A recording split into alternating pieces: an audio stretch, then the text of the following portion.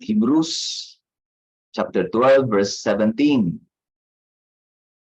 For you know that afterward, sundan niyo po ako sa pagbabasa, for you know that afterward, when he desired to inherit the blessing, he was rejected. For he did not find any place of repentance, though he sought it carefully with tears. Once again, for you know that afterward, when he desired to inherit the blessing, he was rejected.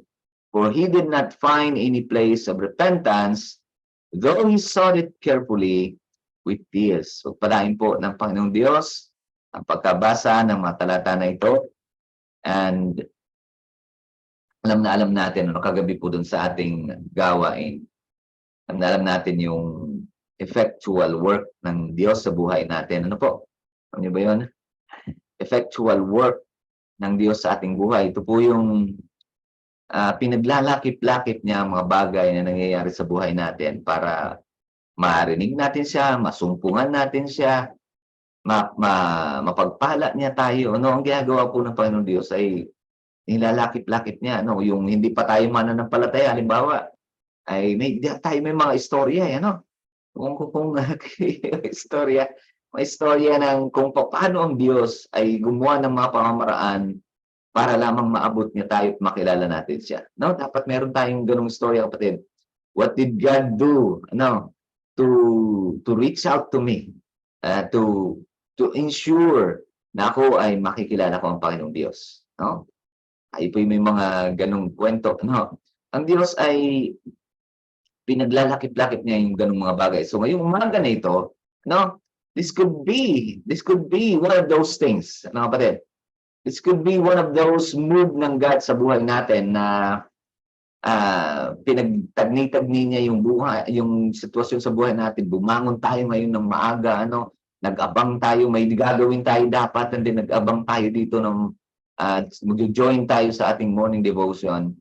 So when it is so, kapatid, sabihin itong word na ito, kapatid, ay para sa iyo. Sasabihin sa iyo ang Diyos, may bubulong sa atin ng Panginoon, may susulat sa ating puso, ano, pangako, papapala, rebuke kung kailangan, paalala, no, kapatid. So may He bless this word, ano, at tayo po'y kausapin niya po powerfully with His word. Everybody says Amen at Amen po. So lost opportunities. Na ewan ko kung nahulaan niyo kung sinong taong tinutukoy dito ng talata. Tinignan niyo kagad sa Bible yung itong Hebrew 12, ano, tinutukoy dito ay si Esau, no?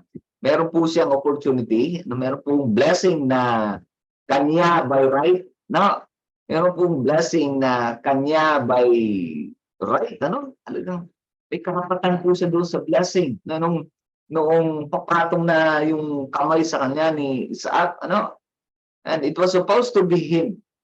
At that time, ano, ang Diyos ay nire-recognize ng Diyos yung ano, yung kultura na siya rin naman na naglatag doon sa lahi ni Abraham. Ano, ang panganay ay may karapatan, no, sa pagpapala, no, yung bounty ng blessing, ano po, yung panganay ay siya may karapatan, ano, yung firstborn. Ang Diyos po mismo, ano, ay nag-claim, ano, ng firstborn. Ang lahat ng panganay ay akin, sabi ganoon ng Panginoong Diyos, no. So kaya pag ikaw ay panganay, ano, yung favor ng God, ano, yung opportunities, yung blessings, ano, ay nakatuon sa iyo, no. Ganito dapat kay Esau, no po. Pero ano, naiwala niya po 'yon, ano, sa pamamagitan lamang ng kanyang desire for temporal things, desire niya ng mga bagay na pansamantala, no, ay pagpalit lamang niya yung kanyang karapatan na ito doon sa kanyang kakambal, ano, na mas bata ng ilang segundo sa kanya, na ipagpalit niya yung karapatan na yun. Kaya nung dumating yung point, ang tinutukoy po dito sa 17, dumating po yung point, ano, na na-realize ni Esau na kailangan niya pala yon, na gusto niya pala yon. No, yung blessing na yon, yung opportunity na yon. No, na ang laki pala noon. No, napaka-meaningful pala nun para sa kanya, napaka-importante pala nun para sa kanya. Nung una akala mo walang halaga sa kanya, eh. Nung inoffer sa kanya ni Jacob yung ano, yung isang baril ng beans, ano, kapalit nung right na yon, siguro para sa kanya, eh, wala naman yun, yung deal-deal na yun, wala naman yun, yung usap-usap na yun, wala naman, dali ko namang bawiin yun, ano. Ang di niya alam ay seryoso, seryoso lahat ng bagay doon sa kanya at that time.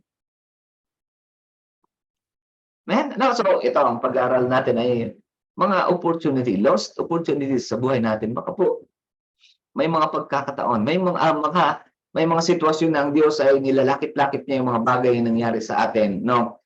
Para mag-alok sa atin ng isang, opportunity, isang pagpapala, ano, isang blessing na medyo macha-challenge lamang yung ating commitment sa Kanya, yung ating pagsunod sa Kanya, yung ating katapatan sa Kanya, 'no?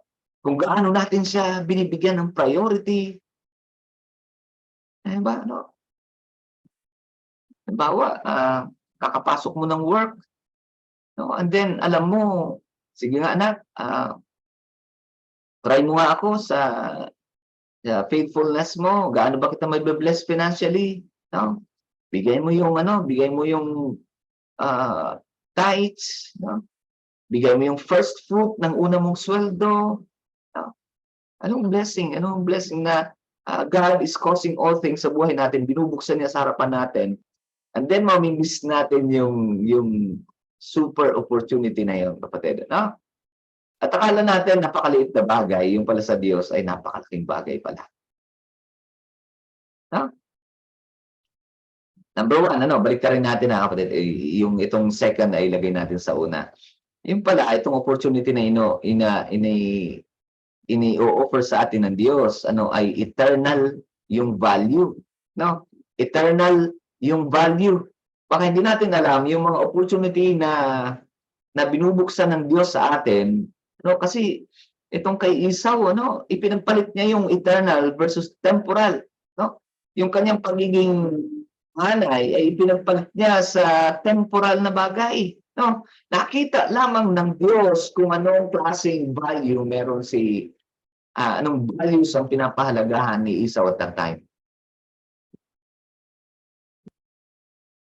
'Pag may opportunity binubuksan ng Diyos sa atin, ano, lagi titingnan, ano, laging i-weigh siya, titimbangin, ano 'to, Panginoong Diyos, alin dito ang, value nito, ito ba'y temporal, ito ba'y eternal, Panginoong Diyos. Baka po itong gagawin ko ay merong eternal na value at mami-miss ko po, Panginoong Diyos, ano, may halaga na pangwalang hanggan, may halaga na hindi lamang ikaw ang pangkinabang, 'no, o hindi lamang pamilya ang makikinabang kundi pati Diyos makikinabang.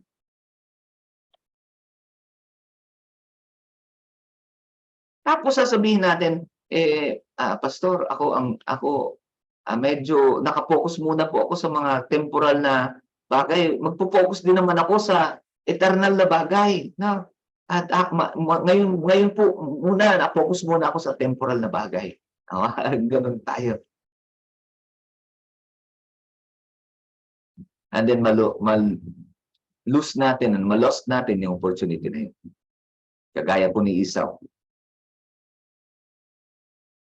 Noong inoffer sa kanya ni Jacob yung bowl ng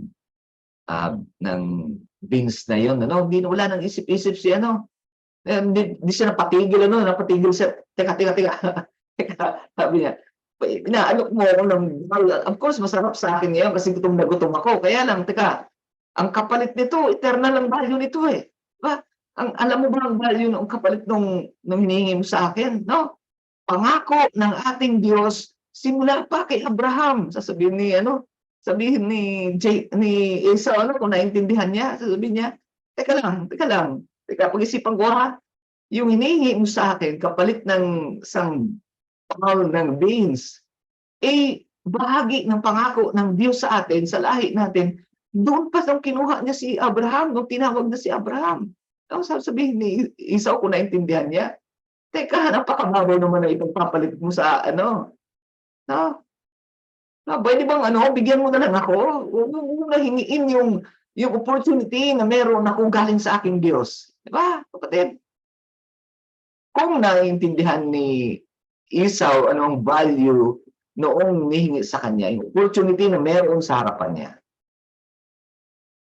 You are making me lose, ano, a blessing that has an eternal value. Sabihin ni Esau doon sa kanyang kapatid ni Jacob.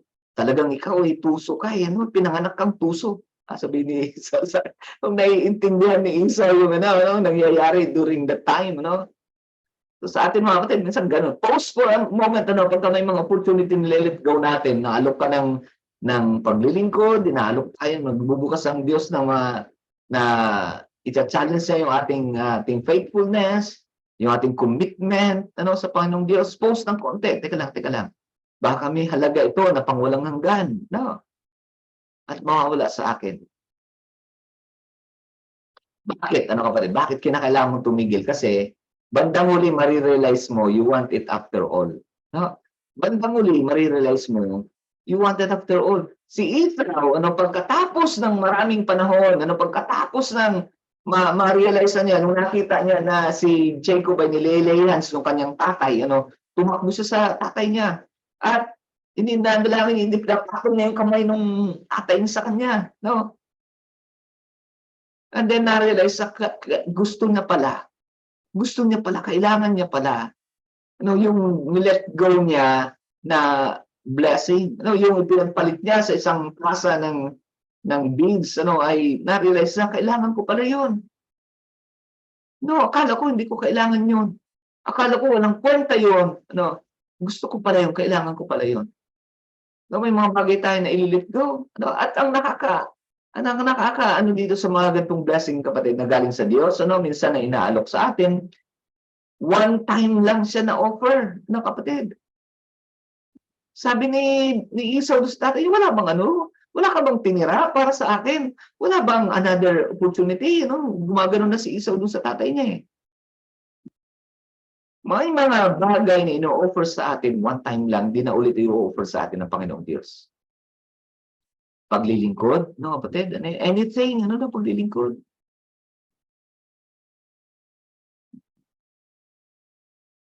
And then, ma-realize natin, kailangan pala natin, gusto pala natin yung blessing na yun. Amen. Alam nyo, ewan ko ano naalala ko si Pilato. No? Si Pilato, noong nasa harapan niya ang Panginoong Hesus. Siguro sabi ng Panginoon kay Pilato, Pilato, ito ang last time na makikita mo ako. Ano, Pilato, ito ang last time na makakausap mo ako. Pilato, ito ang last chance para sa iyo. No? Diba? Sabi ng asawa niya, ano, you have nothing to do with that guy, with that man. He bothered me in my dreams. Sabihin ni Pilato doon sa Panginoong Hesus, Jesus, sandali nga, ano, sino ka ba? Kasi napapanaginipan ka ng asawa ko. No, paano nangyayari na you bother her in her dream? Sino ka ba? Ano? Please tell me. Tell me. Ito atayin lang, atin natin lang. I may be missing an opportunity here. Sabihin ni Pilato sa Panginoong Hesus, baka po may namimiss ako dito na opportunity na eternal ang value. Sasabihin ni Pilato sa Panginoong Hesus. And then sasabihin ng Panginoong Hesus, yan ang gusto kong marinig sa iyo. No? And then kakausapin no, ikaw ay isang makasalanan at mahal na mahal ka ng Diyos. Hindi aksidente na magkakaharap tayo ngayon. God is offering you an opportunity ngayong oras na ito, na maisama ka niya sa kanyang paghahari. Kakasama ka doon sa lost na, yung binanggit ko doon sa John 10, na I have sheep, na outside ng pen na ito, and I am reaching out to them. I will save them too. No, kasama ka doon sa mga sheep ko na naliligaw outside ng pen ng Israel. At luluhod na si Pilato sa harapan niya, oh, Panginoon, salamat po. Salamat po sa opportunity na kilala kita. Gagawin na si Pilato. Kapatid. Ba doon? Kapatid. Baka, yung gagawin din natin, na meron po tayong Big Day Sunday, yung gagawin natin na pagkatok, pag-invite sa mga kaibigan natin, mga taong close sa atin, Baka yun na yung last opportunity nila. And then tayo ay nilet go natin. No? Di mababalitaan natin, wala na sila, kinuha na sila ng Lord. No? Tapos tayo, kinonvict tayo ng Panginoong Diyos, sasabihin ng Panginoong Diyos sa atin, tingnan mo yung kamay mo, no? Andyan yung dugo ng kaibigan mo na yon. Na kinakausap kita, nakausapin mo, akayin mo, bahaginan mo ng aking pag-ibig at pagliligtas, and you let go of that opportunity. Gets, mga kapatid? Gets? Pangatlo, kapatid, alam mo, ang lost opportunity may nakakatakot na effect. No? Pagka ang isang opportunity na lost natin, ito kagaya ni Esau, ano, ang resulta ay bitterness sa halip na repentance. No? He so wanted to repent, but ang nasa kanyang puso ay bitterness. No? Ang problema niya nang lumalapit na sa tatay niya, he was not really repentant. He was bitter. He was so bitter. No, parang si Judas, no kapatid. Si Judas, nung makita niya ang ginawa ng mga Hudyo sa Panginoong Sus, nung nakita niya may pasan na krus na hindi niya makilala kung mukha pang tao ang Panginoong Sus, ano? Sa halip kagaya po sila ni Peter, parang sila eh. Si Peter, nung nakita niya ang Panginoong Sus, he was so ashamed. He was so ashamed nung ginawa niya, ano? Si Judas, he was so bitter. At ang bitterness, kapatid, hindi po siya nagli-lead sa repentance. No? Ang bitterness ay nagli-lead siya sa condemnation ng ating sarili. Ano? I-curse natin ang ating sarili. Ano? Ito yung mawawalan tayo ng will na mabuhay. Ano? Mawawalan tayo ng gana sa buhay. Mawawalan tayo ng pakialam sa impyerno o langit. Wala akong pakialam. No? Gaganon ka. No? Pag na-lost mo ang opportunity, is mayroong dalawang epekto, ano, either repentance or bitterness. At ang nakakatakot kapag ka bitterness ang kumapit sa puso natin, no? Dapat, gagawin tayo, dapat, ano, walang kwenta kung dapat, ano, gagawin tayo. Bitterness, pag kumapit sa puso natin, no? Hindi ka madadala sa paanan ng Panginoong Sus. Repentance ang nagdadala sa atin sa paanan ng Panginoong Sus pag lost opportunity tayo. Ang problema kapag yung lost na opportunity ay na-lost natin further than 1,000 times. Ano? Yung pagka yung last chance na yun, last opportunity na yun, dahil ang daming beses nang ibinigay sa atin ng Panginoong Diyos, at last na chance na yun, ano, na ibinigay sa atin ng Panginoong Diyos, bitterness na ang bubunga sa puso natin. Okay, mag-iingat, mga kapatid, yung mga binubuksan ng Lord sa atin ng mga opportunity, ano, baka last chance na yan, no? Pagka last chance ang opportunity, bitterness ang bunga, hindi repentance. Kaya huwag mamimiss. Pakinggan lagi ang Diyos. Ano? Pagka mga opportunity na binubuksan sa atin ng Panginoon, tingnan, ano, baka last opportunity yan. Pagka yan ay last ng thousands of opportunities na binibigay sa atin ng Panginoong Diyos, ang pwedeng maging bunga niyan ay bitterness sa halip na repentance. Pag bitterness, wala nang repentance, wala nang forgiveness, hardness of heart, ano, dullness of hearing na, stubbornness na ibubunga, condemnation sa hell na ibubunga niya, kapatid. Kaya mag-iingat at nakakatakot po yan. Pag ngayon, tinatawag tayo ng Panginoong Diyos, binibigyan tayo ng opportunity, mag-commit sa Panginoong Diyos, maglingkod sa Panginoong Diyos, italaga ang buhay sa Panginoong Diyos, yakapin yun, i-embrace yun. Baka yan ang dulo ng 1,000 pagkakataong inalok sa atin ng Diyos at i-let go natin. Pag nilet go natin yan, katigasan ng puso ang ibubunga sa atin. No? Hindi kahihiyan at pagsisisi sa harapan ng Diyos. Kaya grab yun. Amen at amen. I pray po na meron po tayong napakinggan sa ating Panginoong Diyos. Po, tayo manalangin.